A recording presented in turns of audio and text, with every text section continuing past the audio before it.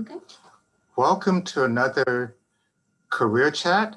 I'm Andre Luck from PBCC Career Services, and today we're talking about graphic design, and we are going to be talking to Olivia Battani, who is with Xponent21 Inc, and she is a graphic designer.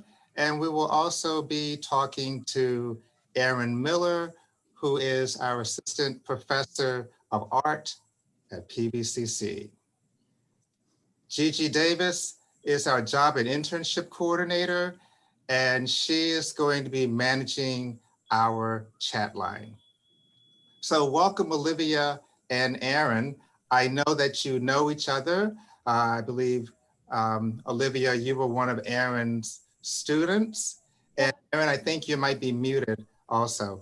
So I'm going to start with asking you a series of questions, and I will be asking both of you the same question. So Olivia, the first question will go to you. Okay. Tell us about the career path that you took to become a graphic designer. So when I was trying to decide about what I wanted to do for after high school, I knew it had to be with art. But like college just seemed like too much of an investment for not entirely sure knowing what I wanted to do. And community college just felt right. So that's where I went. So I went to Piedmont for my certificate because at the time, that's all they offered for graphic design, and finished my courses. And then I did an internship at Scoutology while I was at PBCC. And Scoutology is a marketing company, like literally two guys that own it. So it's a small business. Yeah, maybe they've expanded since then, but at the time it was just two guys running it. Their office is in downtown, the downtown mall. So I did that for a few months, and then I had a couple odd jobs in between, and then I moved to Richmond to finish my education. So I went to John Tyler Community College because they have an associate's degree that you can get in visual arts.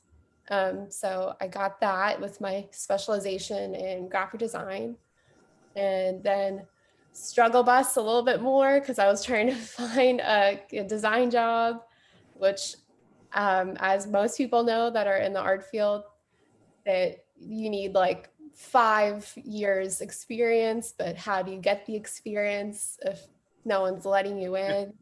But I stuck with it, and I found a job on Indeed for a graphic designer / illustrator. So I worked for them for about like a year and a half.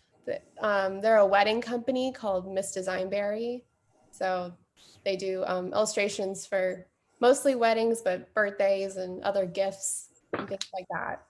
And then just through people that I knew, they told me about Xponent hiring because my friends were friends with the people that own it. And I went on their LinkedIn page and they messaged me since they saw I looked at their page and got an interview. And I was upfront with them that I not like super experienced, but if they could give me a chance, which they did. So that's been really fun because I've learned so much working at those jobs. Well, I take from what you've just said several nuggets, and I would say that one of them would be to be persistent. Mm-hmm. And also you just kept pressing and finding other opportunities. It might not have been necessarily ideal for what you thought it would be, but you never gave up. And you talked about Scoutology, and Scoutology, I guess it's a startup? They've been around for a few years. I know that they've helped a couple local Charlottesville restaurants with their marketing. And I think they expanded to Richmond a bit. Oh, okay. So they're not a startup. Yeah. They are a small business. Small business, yeah. And what I find is if you work in a small business, especially when you're starting out, you get to do a little bit of everything. Yeah. which makes you a lot more well-rounded, because if you started out in a large corporation, you'd become specialized and Yeah. might miss out on a lot of the different opportunities that would be available by having more of a broad stroke, at least initially. Right. And when applying for other jobs, you can say, oh, yes, I did that, and I did that too, as opposed to, well, I was just very narrowly focused. So that's really good. Yeah. So Aaron, tell us a little bit about your career journey. Well, I think it's actually pretty typical if you talk to any person in the arts or any person in graphic design. Like it's not usually a very direct path. Like kind of as Olivia was mentioning, it's like everybody wants you to have all of this experience before they hire you. So how do you get that experience? And it's a lot of just like putting your nose to the grindstone. And I went to school kind of originally thinking I was going to be a fine artist. So I studied painting and I got a BFA in painting from George Mason University.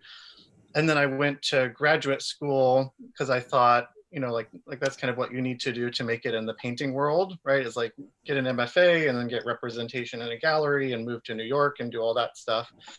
So I went to grad school at an interdisciplinary art school in Baltimore called the Maryland Institute College of Art. And it's a 2-year program. And like halfway through the first year, like I just decided that the whole painting world, like I got a glimpse in there and it just wasn't as exciting as I thought it would be. You know, like I just wasn't having interesting conversations and, you know, like I wasn't like anything I was doing was kind of being misinterpreted.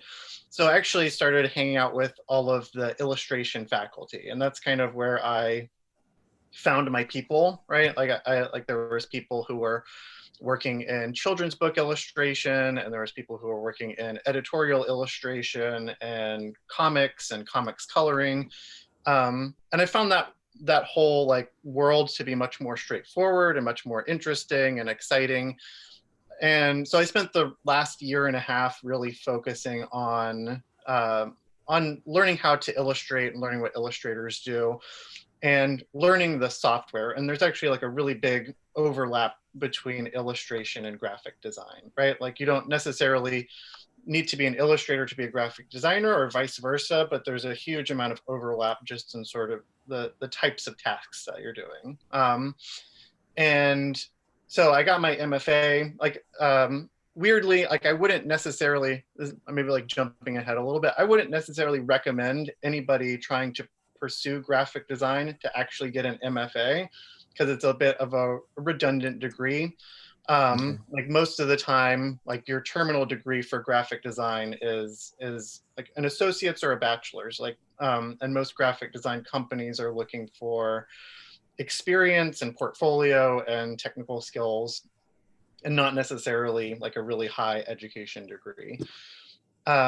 So then I graduated and I kind of did the same thing. I just started looking for work and kind of the same thing that Olivia was mentioning. Like I reached out to people that I knew and tried to get them to put me in touch with people they knew and kind of slowly build a network of people who kind of thought of me as a designer and an illustrator and who would come to me with work and projects. And I ended up doing all sorts of different things. So I did a lot of web design. I did a lot of illustration. I did some storyboard projects for advertisements and music videos and some little bits of animation here and there. And a lot of comics because I absolutely love illustrating comics. And I sort of stayed in the freelance world for the majority of my graphic design career, kind of just like working with clients directly rather than working in a firm where they sort of manage a lot of the clients for you a little bit. And then in 2014, I started teaching and I sort of stopped doing quite as much graphic design, right? And now I'm sort of teaching here full time, which is very exciting and a lot of fun. So. Very good. So you've had quite a varied career path. And it started because you thought you were interested in one area. And then once you were an art student and started testing the waters, you realized that there was a different path for you. There was an area that you thought better suited you than what you had originally thought. Am I correct in that? Yeah, exactly. Yeah. And I think that's one of the beauties or benefits of getting a college education, because it's kind of like a cafeteria style. Many different things on the menu, and you can sort of test drive up to a certain point before you decide, aha, I finally found what I was looking for. It was there all along. So that's awesome. Aaron, I know that you are an award-winning and internationally published illustrator and comics artist. Tell us a little bit about that. So in the illustration world, there are all sorts of ways to get your work out there, which are like, there's contests, and then there are like professional publications that are sort of juried, and there's shows that you can put your work in. And each year I try and participate in 2 or 3 of those, and several of them, a couple of them I've won, and most of those have been kind of more in my wheelhouse. So I've won several like character design competitions, and a couple of short comics competitions, and kind of gotten a little bit of recognition that way. And several of the comics that I publish have also been in books that have been nominated for some of those more professional awards, and kind of been on the short list, although we've never quite taken the top prize for it, which I'm still working on. And similarly, like I think it's just a lot of like, I'm going to keep saying this over and over again, but like putting your nose to the grindstone and looking for opportunities and taking them when you get them. So I actually 4 years ago started a group of people with just a shared interest in illustration and comics specifically. And they sort of meet regularly online, and they just it's a group of writers and artists, and we chat and we have discussions. And several of them are actually, like, we have people who live in South America, and we have people who live in the UK, and we have people who live in Germany. And they're always kind of like pointing me towards interesting opportunities that I would never have been aware of before, right? So I've had several opportunities to work on published works in the UK, just through people I've met from this online community I started. So awesome. So actually, you have networked and kind of gotten yourself out there, put yourself out there, and one of those ways is through competitions. And people might passively find your work and maybe learn something about you, but sometimes you really need to be proactive in taking steps to put yourself out there, to put your work out there. And even with those online communities, and that sort of helps you to build your own brand, as well as to, hey, get to want to buy your work or buy your services, right?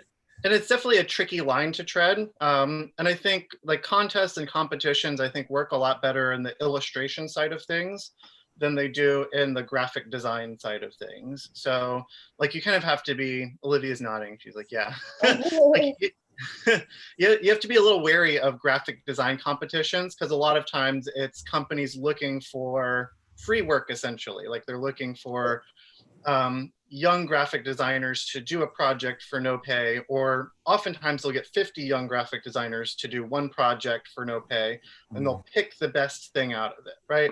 Or they say they're going to pay you, but they don't pay you. that happens periodically too, right? Like just like whatever prize money will kind of disappear or never be forthcoming, you know, and it can be hard to track down like the person you need to talk to. So illustration competitions tend to allow you to submit older work, which means that you're not doing new stuff from scratch, right? So like, it's not like you're doing professional work for free. You're just kind of showing off previous works that you've done and kind of getting recognition for it. So I would put that little kind of asterisk on competitions. Okay. You have to be a little bit careful about them. Okay. So Olivia, what is a typical day like for you as a graphic designer? Well, like just working at Xponent, it's not super busy right now for me. There is another graphic designer who's kind of like my uh, like mentor because she's higher up, has more experience, and has more responsibilities of the company. So she kind of goes to me when she's has a project she thinks that I would be able to use the skills I have, or if there's something she can teach me. Is that's the cool thing about them, is that they know that I'm not an expert. So they work with what I know and use different projects to help me learn through. Like, because I didn't get too much knowledge with web design when I was in school. It kind of like we breezed through it, but it wasn't as much detail as I would have wanted. So they know that, and they've introduced me to programs that I wouldn't otherwise have been able to get. Um, we use Asana for my tasks, and like it has all the calendar to show what's due and who's collaborating with it, who I need to like communicate with if there's something with the project that I need information on. And we use Slack to communicate. I primarily work in Photoshop sometimes because do a lot of business cards, but my strong suit is Illustrator. So, but I'm learning to love Photoshop a bit more because I have to use it more often. And pretty soon they're going to teach me how to use Adobe XD because for web Hmm. design, that's usually we just design it, a website layout, and then we send it off to our designer that he lives in South America and he just does it. But they are getting more projects, so they're hoping that I will eventually be able to help with the web design projects and stuff like that. You know, I think one of the beauties of working in many companies is that although you may have the education academically, but the real learning and practical application comes from being on the job. Mm. And there are so many resources that are available. And in your case, it's learning new software programs, which takes you into a whole nother world. It's like, wow, I didn't know this even existed, or gosh, I don't have to take a class and pay to go to school. Yeah. I can learn how to use the software right here on the job. And I think that's really a great advantage of getting into the right type of job. Definitely. They're a smaller business, so they're not like, I mean, we have people in different countries that work at Exponent, but it's not a massive company. It's just this man and his wife that started this company together. He's got the business and marketing side, and I think she also has a business degree. And they just kind of work together to build this. And I think they've been around for like 5 years, maybe. Okay. Yeah, but they're getting, and just like how they get clients, it's just from talking to other people, just like how I've gotten jobs. It's just through communicating through other people, being friendly, connecting to other people. And it's harder these days with COVID, but that's Right. kind of how I've met the people I've met for different opportunities, because you just kind of got to be open and just keep your eye Exactly. on everything. Yeah, I think like nobody likes hearing that dreaded word networking, and I think it makes it sound much more horrible than it is. But it's definitely true that like in most fields, but definitely in graphic design, like it's hard to just like apply to a position cold online, like find a listing and apply to it. And it's so much easier to have a conversation with somebody, right? And like they'll reach out to somebody they know and they put you in touch, right? Like, and that's usually like I've only applied for illustration and graphic design and teaching jobs, but I kind of get the impression that it's kind of true in all sorts of professions, right? Is like that networking component. is just really, really important, right? Like meeting people and being professional, being likable, and, you know, like looking like a person who could be hired, right? Exactly. Yeah. Having business cards on you. In your wallet. Yeah, that's Yes. great. Yeah. Like it makes you look so much less professional to have to like scribble it down on a little bit of paper, right? Like just having something you can hand off to people. Um, you know, and like I always keep those. Like I have a little stack, you know, in my office of all these business cards, you know, of people who I might not need to contact, but like I have their information there if I need to, you know. Well, even as a student, you can have networking cards. You might say, well, I can't have a business card. I'm not employed anywhere. But you can have networking cards because depending upon the social environment you might be in at a particular time, you don't want to carrying resumes around. It's like, what is this? Oh, okay, well, thank you. Okay, put it aside because it's not appropriate to have a resume. By having a network card with your name and your contact information, perhaps your program of study, maybe some key courses you're taking, that would be very, very good to do.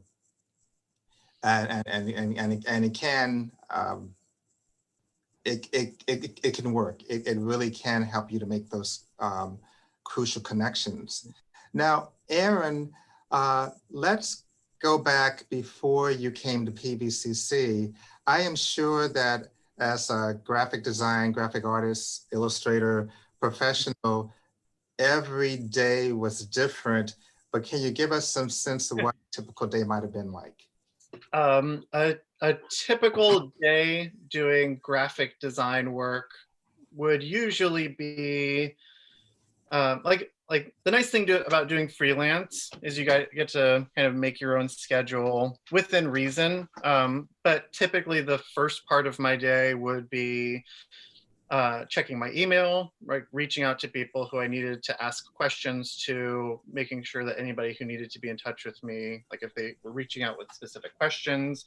I typically had a calendar that kind of told me which big projects I needed to like reach milestones on. And I would kind of check up with that, right, to kind of make sure I had my list of tasks to do for the day. And like that, like normally about half of my day was just like communication, talking with people, reaching out, having conversations with clients. I didn't do quite as much dealing with printers, right? But for some projects, like they would kind of be grouped into that part of the work. And then typically the second part of the day would be like the actual design work part of it, right? So the beginning of the day is like communication, networking, like if I don't have projects, looking for new work. And then the second part would be kind of completing design tasks, right? And some of them, like some projects are very small and you can complete them in an afternoon and then send them off. And then some projects, there's a lot of back and forth. So like you're doing a version and you're sending it off and then you're getting back feedback and you're doing another version and sending it off. And some days, you know, like if a client is in a rush, so one of my storyboard projects, the guy got in touch with me like 4 days before he needed the storyboards, right? It was 4 days before he needed the storyboards. So Wow. like we went and we met over coffee and he worked me through the script, like kind of like point by point, and kind of told me what he was thinking. And then I did like a really rough version the next day and sent that back to him. And then he sent it back to me for notes. And then the third day I went through and did the like nice tidy storyboards to send back to them, right? So sometimes like entire other projects get pushed to the side if there's something that really needs to be dealt with. But so like every day is a little bit different, but usually like a good amount of communication. And I would say at least half of my time is spent doing non-design work. Okay. Olivia, tell us, how did your education prepare you for your job? And you've both touched on this a little bit, but I just want you to go a little bit further. So I'll ask you the question, and then Aaron, if you can answer the same question. How did your education prepare you for the work as a graphic designer? Well, it's also like you work with a lot of people. So, because a lot of, as a graphic designer, you are in communication with a handful of people. It's not really like a solo job because you do have to work as a team. And in class, we did a lot of group projects, and that was helpful with learning to. I mean, I didn't have to work on that, but I know other people like they don't, because I like working with people. I like group projects, but um, I know It's much more typical for people to hate those group projects. It's I much know more there are typical some for people people. just like, this is the worst thing you've ever done. But you know, like it's really, you know, it's definitely true. It's like everything you're doing is with somebody else as a designer. But Yeah.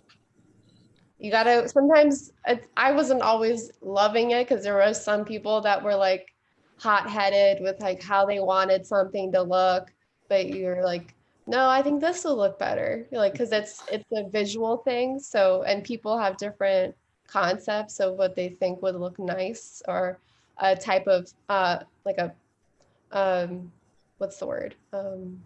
Typeface, like a typeface that looks great to you but looks absurd to someone else. Because you could both take the same typography class but have different opinions on what would look best for a particular situation. Um, like a So, feeling. so it's all about the beauty of group dynamics. Yeah. um, And there were some classes I took where we got to go on like some trips to go see, oh, not like it wasn't a lot of them, but we got to go see a graphic design studio, which was nice, and see them work in their office. I forget what, Aaron, you probably yeah, know. that was Watermark. I think we went. Watermark, yeah, Yeah, the big one that's in Charlottesville. yeah. So that was cool seeing them like at their standing desks and working. It was a small operation, but it was cool seeing that because you're like, I want that job, but I know they're not hiring. Uh-huh. But So Aaron, what specific courses would you recommend for someone who wanted to become a graphic designer, whether they were a PVCC student or they just, just wanted to go through another route? So there's a lot of classes you can take, and I would kind of start by kind of mentioning something that Olivia said early on, which is like that her company's like trying to slowly shift her to working in this software called Adobe XD, right? And that's actually a piece of software that it's only like 3 years old. It's only like 3 years old or so, right? Like I think 3 years ago it was still in beta, right? And now it's this piece of software that lots of companies are using for lots of purposes. So it's used for user interface design, it's used for web design, and it's used for um, mobile device interface design, all that sort of stuff. Um, and it kind of goes to show that, you know, learning a specific piece of software, like it's good to do, like it's really helpful to have a strong understanding of Photoshop and Illustrator and InDesign and like those kind of core pieces of software. But the software world like evolves really fast, right? Like, so you kind of like need to expect that the software is going to change and evolve, you know, and like 3 years down the road, like people are going to be working on something that looks totally different from how you learned it in school, right? And for that reason, I kind of think like the most important classes to focus on if you're interested in pursuing graphic design are not necessarily software based classes, right? Like it's much more getting a great handle on the fundamentals of design, getting a great handle on typography, like that's very, very essential, so that you understand why typefaces look the way that they do, and you know when to choose a particular typeface over another and how they communicate. And then usually there's a course, like we have several courses at PVCC, but most schools have a course that kind of focuses on like how design specifically communicates. And sometimes that'll be called like graphic design, or sometimes it'll be called communication design. Um, but those classes are very helpful for like creating designs and not just paying attention to the aesthetics and how pretty it is, but thinking about like, what is this communicating to the audience, and is that appropriate or is it inappropriate? And more and more, I think graphic designers are being asked to do a wider range of tasks, right? So like graphic designers don't just do print design or just web design or just mobile interface design, right? Like they kind of tend to do a lot of that stuff, right? So I would also say like if you're pursuing a career in graphic design, kind of like be open to the different sorts of classes that you want to take. Like a drawing class could be just as helpful as a web design class, which could be just as helpful as a programming class. You know, like there are genres of graphic design where you're coding 90% of the time, or you're talking with people who do coding for a significant portion of your time. And like so that's my sort of like roundabout way of answering the question. Is it's like a big field, there's a lot to do, you're asked to do a lot, and getting a strong foundation and then kind of like branching out and testing out a bunch of different areas to kind of like broaden your horizon is kind of generally what I would suggest. So what are some possible career ladders in the profession of graphic design, graphic arts? You mean like progressions from like after you graduate to getting like a full-time position? Right, or to whatever the ultimate might be. And I guess it depends upon what you're interested in as well. Again, like there's a lot of different types of career paths, but in general, I would say like most people graduate and then they'll either get an internship, which can sometimes lead to part-time positions, or if you're really lucky, kind of like a more full-time position, or you sort of have to strike out and do freelance work, which again is you're running your own graphic design business, you're going out and you're finding clients, you're completing those projects, you're sending out invoices, you're working with printers, you're kind of doing a lot more. But if you do freelance work, what you develop is a professional design portfolio that you can then use to apply to more full-time positions. And full-time positions come in a lot of different types as well. So there are some graphic design positions that are called in-house, and that's working for one specific company. So Seville Weekly has an in-house designer that does graphic design for Seville Weekly, right?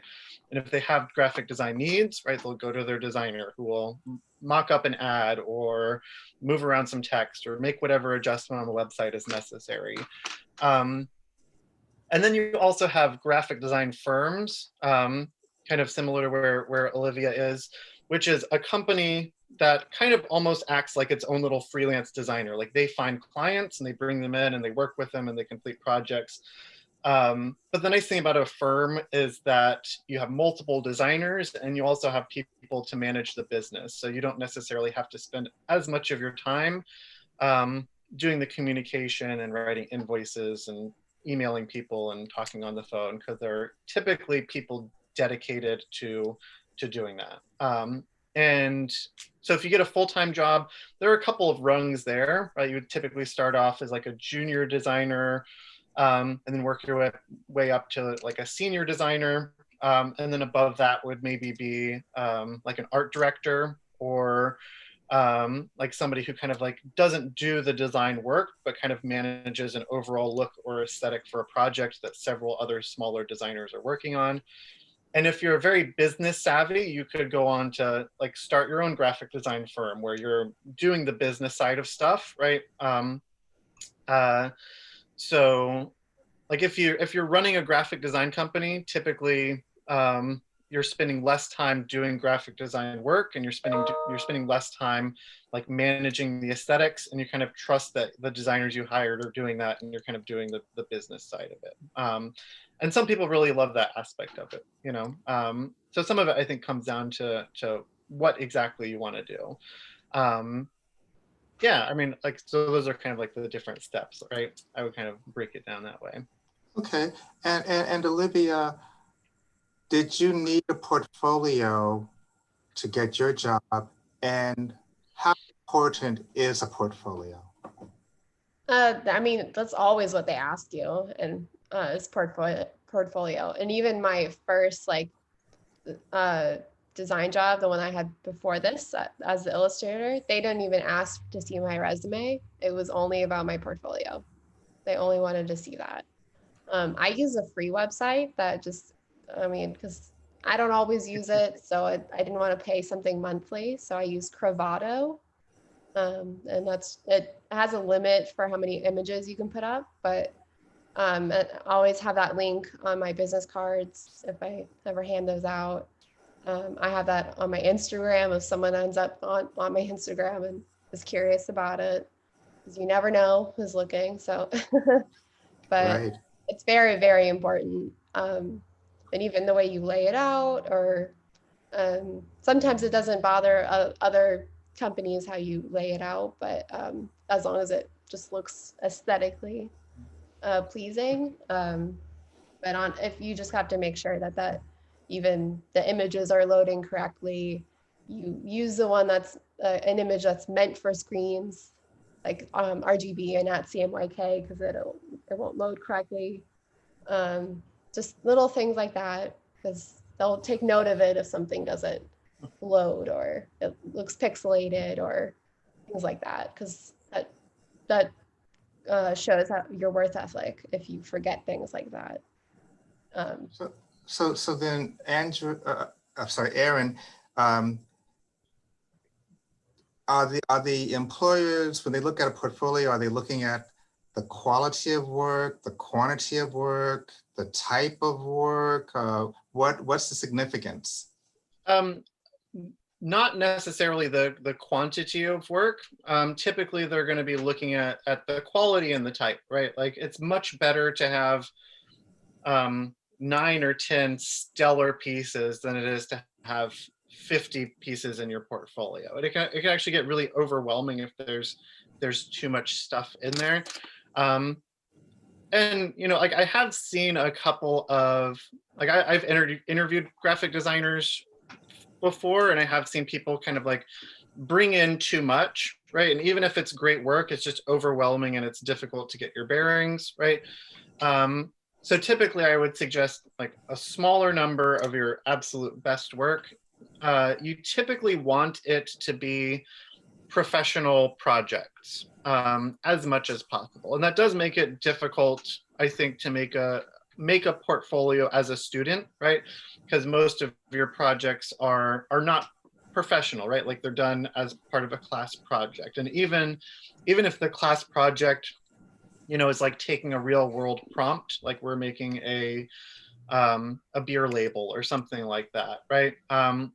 It's typically still going to have like less professional qualities to it than if you were working with a beer company and you produced a label and it was printed on a bottle and you can get these really nice images of that sort of work. And that's kind of where those freelance jobs are really helpful. It's kind of like a way for you to get your feet wet, working with clients, doing professional projects, and building that portfolio.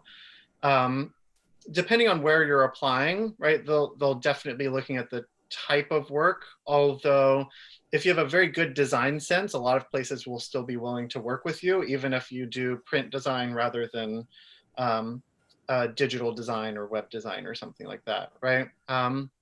So the type of work is a little bit less important, but they'll kind of look at that as well. Like if they're hiring somebody to do more illustrative labeling, right? Like they'll want to see examples of you being able to draw in your portfolio, or some sort of like illustrative styling, so they can get a sense of like where you fall on that spectrum, right?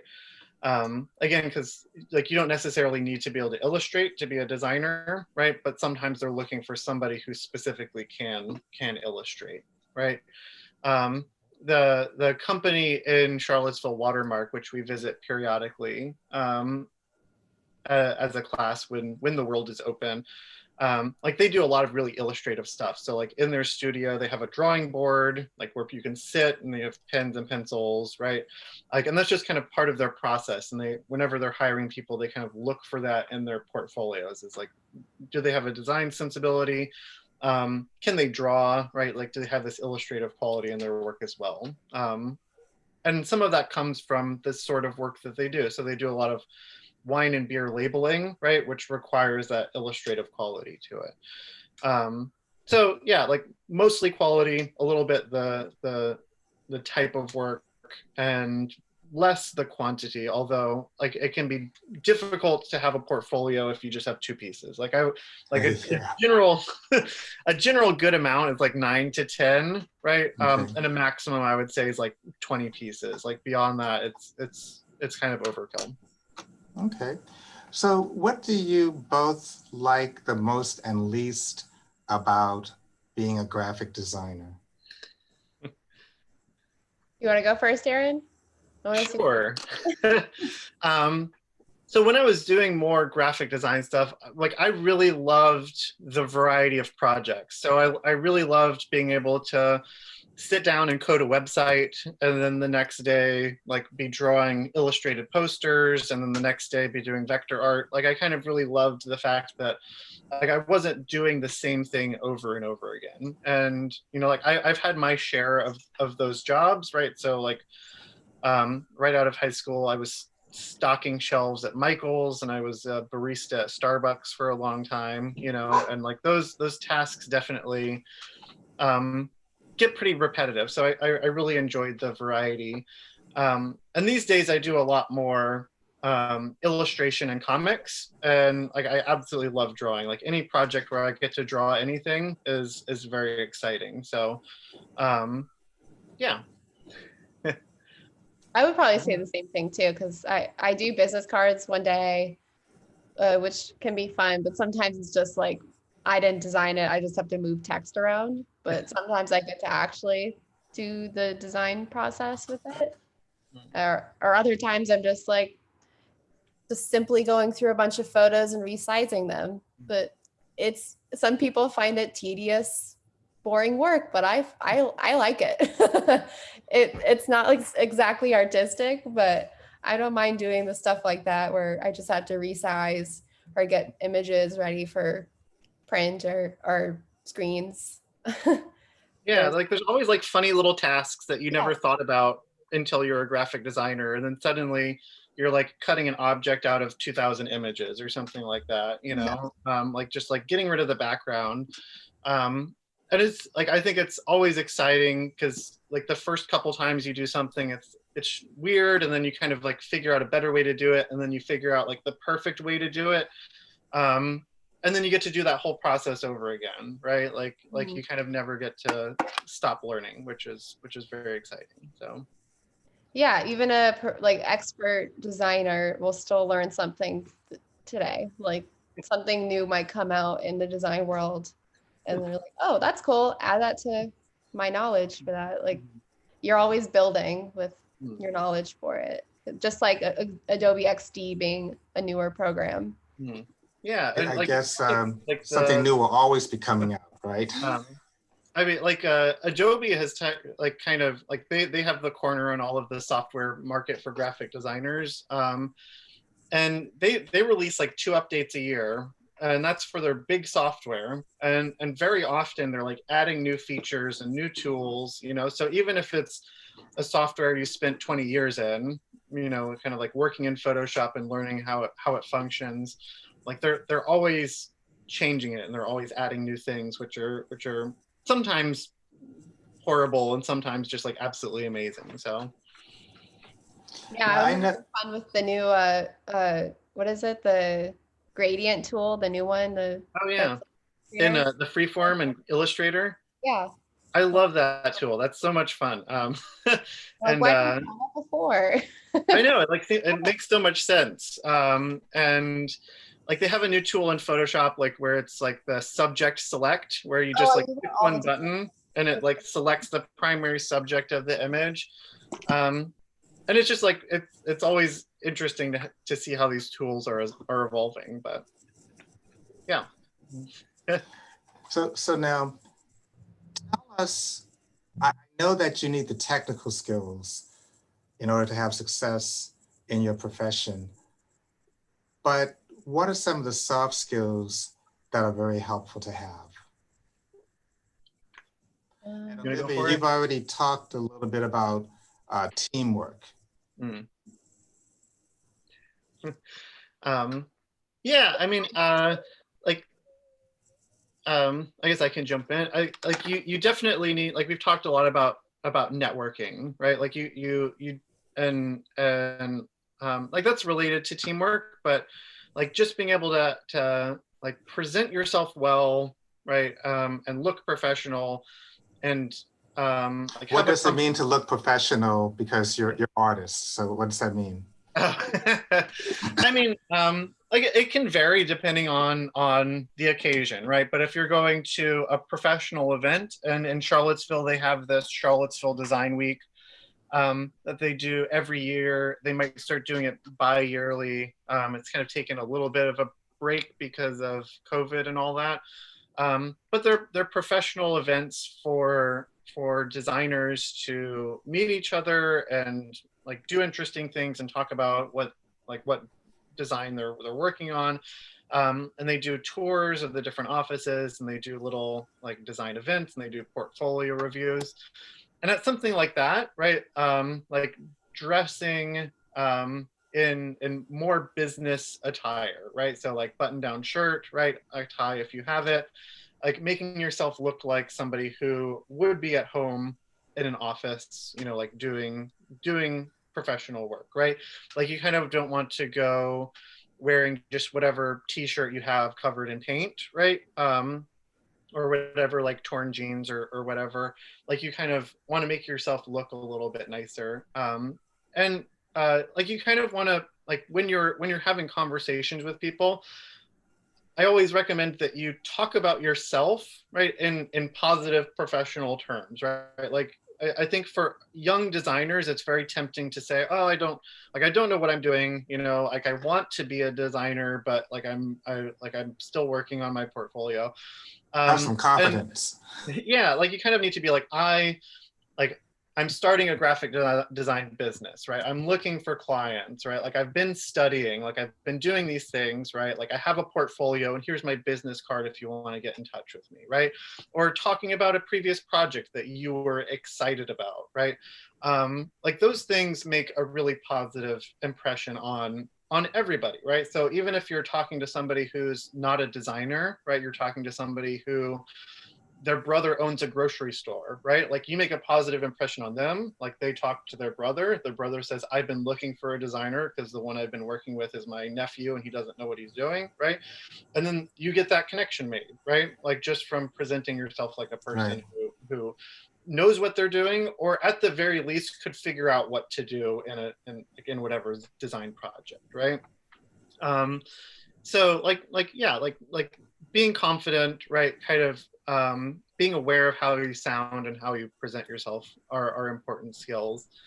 And the other thing I would throw in there is just a general design awareness is a very important skill, right? So like as you're moving about in the world, just paying attention to everything and how it's designed and how it affects you. Because nobody designs in a vacuum. Like nobody's gonna reinvent typography. There's 400 years of typography history that you're working with, and so much of it is just visible around you, and there's so many preconceptions, and you'll be a better designer for paying attention to that, right? And you know, like carrying around a little notebook, right, and jotting down impressions. You know, if you're reading an illustrated book, if you're, you know, deciding which package of spaghetti to get, right, like just paying attention to all of those design decisions, I think makes you much sharper when you're sitting down to start a design project or sitting down to talk with somebody about a design project. Like you just have much more visual information to talk about and to compare and examples to show and things like that, right? There's a cultural literacy that's important for being a graphic designer. Okay. Sorry, what were you gonna say? I didn't want to interrupt you. I didn't want to. Are you gonna say something? I thought I cut you off. No, I just said it, Olivia. Oh, okay. I was gonna say, Erin, you taught me typography, right? It wasn't. Yeah. Okay. Yeah. After your class, and we had to do the project where you had to take pictures of different signs and things. Yeah. Like the scavenger hunt that are happening all around us, and Now I'm like broken because I see it all the time. Like, that's too much space between those letters. Like I see it all the time. Or my mom will make fun of me because we're at a restaurant and I'm looking at the menu and she's like, "Oh, you're analyzing it, aren't you?" Looking at everything. Like once you take those classes, things just like are just so obvious to you. Like yeah, it's a little bit of a curse. Like I think it's more of a curse for people who live with designers. Like my wife is always giving me a hard time about papyrus because I'll never not point it out if I see it somewhere. You know? And so every time she sees it, she'll be like, "Are you mad now because of that over there?" And I have to be like, "Yes, I'm a little bit annoyed at their use of papyrus, but that's okay." A lot of shampoo companies use papyrus. Oh yeah. I've given her the whole papyrus rant, and she just rolls her eyes in. And Comic Sans, that's the other one. And they're still everywhere. They still like show up everywhere, but that's okay. Yeah, so like it's just important. So Olivia, I guess one of those soft skills you were mentioning was attention to detail, right? Yes. You really have to have a critical eye. Mm-hmm. And even on my job right now, there's been things that I've missed and I've gotten pointed out about it, and it just makes you need to work on, even if you've been doing it for years, you could miss something that you thought you had, but it's okay. And I just take better note of it the next go around because I just resized something incorrectly, and then it happens. But like you need to take note of that because so you don't do that the next time. Right.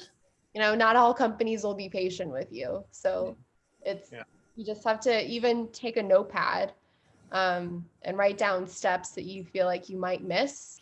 My mentor at work, she made a little list of steps of things that she gave it to everybody that does design stuff just to make sure we don't miss anything. She made one for print and one for screens so that nothing's missed and we can just go through it. Because sometimes you need a little reminder. Yeah, absolutely. Miss that detail, especially in that type of work where you think it looks great and then you send it to the client and it doesn't work. I did something wrong. That's not good. No, it doesn't look good. Well, I have one last question for both of you. What advice do you have for anyone who wants to pursue a career in graphic design? You go first? I go first. You can go first. I'll go. Either one. Yeah, like I would recommend anybody who wants to pursue a career in graphic design to first see if they can reach out to any graphic designers and just like have like if they're not here now, right? Like listening to us talk, or even if they did listen to us talk, like reach out to a graphic designer and just sit down and have a conversation about like what their job is like, how they got into it, and then maybe reach out to another graphic designer, right? Because I think I mentioned at the beginning, but everybody comes into graphic design from a slightly different direction, right? And there's so many different specialized areas of graphic design, right? That kind of just talking to people and kind of getting a handle on what a graphic designer does. Like I think there are some just misconceptions about graphic design that, it's like you sit at home all day and you fiddle around on the computer and you get paid to do it, right? But there's just so much communication that goes into doing graphic design. There's so much teamwork. There's so much like putting yourself out in the world to find clients and get products made, to make connections, and like those are things that I think aren't necessarily talked about when people are first starting graphic design. I think a lot of people are told to pursue graphic design if they like art and they like computers, right? And I think to be a successful graphic designer, you also have to like people a little bit, right? Otherwise, it's going to be a very difficult job to do. And then I would start looking for classes, or like start finding ways to learn the software. And again, just like starting to pay attention to design in the world around you, because it's everywhere. And there's good design everywhere and there's bad design everywhere. And one of your most useful skills is being able to point out which design is good and which design is bad, right? Like that's kind of like your first step. And that's kind of what's covered in the fundamentals of design classes, is not necessarily what's good or bad design, but like what do visual cues communicate? Like what do colors communicate? What do color combinations communicate? And then you can start looking at things out in the world and decide whether their visual structure is working or not working, right? Yeah, and kind of keep going from there. Okay, thank you. Yeah. Gigi, So, yeah, do we have any questions? well, we had a Facebook fail again, so. Okay. But Yes, we I can see on my end that the live video didn't stream. right. So, But that's okay. We had a number of people email going, oh, it's not working. And I was like, don't worry, I'll send you the Zoom link. So that's what it's great that, oops, there, oh, you just need to unmute, Olivia. Okay, we're good. I had to step out because of a customer came in. Duty calls. Yep. Sorry, it was right at the end. No, that's okay. So, Olivia, do you have any suggestions? You know, for Nice. Mhm. It can be hard, but try not to give up on it if you really love it, because I've been at my moments where I was in tears, where it just wasn't working. And I felt like I was doing everything and it just wasn't happening. And it's okay if you get emotional. You get in that position where you want it so badly and it feels like it's been a long time, like, and you just haven't gotten that job you want. But it happens. Like I got Miss Designberry when I was at that emotional stage where I just felt like no jobs were coming to me. And it wasn't the perfect job at all, but I learned so much through that, just about like working at a company like that, and also as a designer, just experience is all I can say. That's what my dad always said. Because he didn't finish college, so he's a firm believer in like, even if you don't finish it, you can just get a lot of knowledge from your experience hands-on. That's just, he's like a CEO of a company, but he didn't finish college.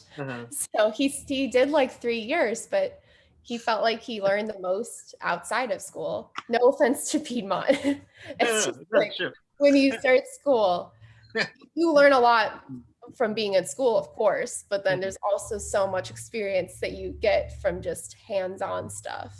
And sticking with it, which is hard because it gets frustrating, but through school you can get internships that can just lead you right there. I might have been able to find an internship right out of school that could have led me to a part-time and then full-time, but things weren't working out at the time. So it just had to wait a few years, and hopefully the job I'm at now will lead to full-time within next year.